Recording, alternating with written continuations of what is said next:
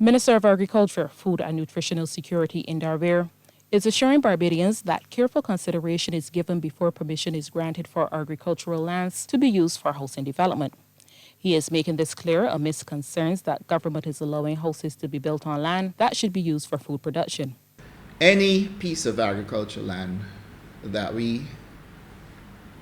comes before us rather for subdivision, my team and I will literally go and visit that land first to determine if it is good arable land and if it should remain in agriculture.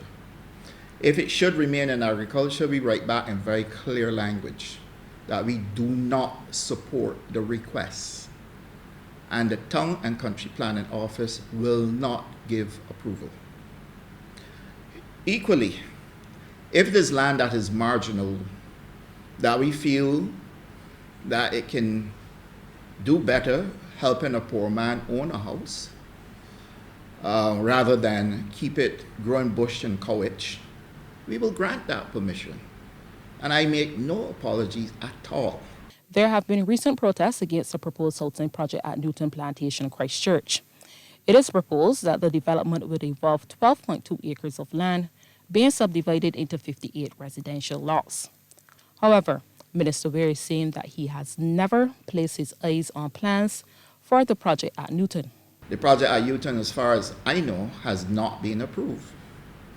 But you will have a reckless opposition leader telling Barbadians that I granted permission for land to be taken out of agriculture. And I'll say to Barbadians that you really need to be wary of people who are fast and loose, prepared to say almost anything to get their attention, prepared to be reckless in their utterances.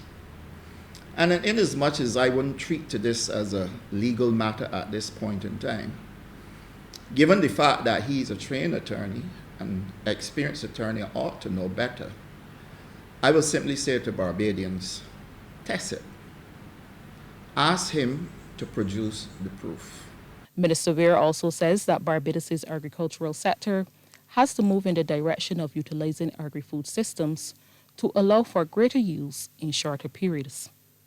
Reanne Phillips, CBC News.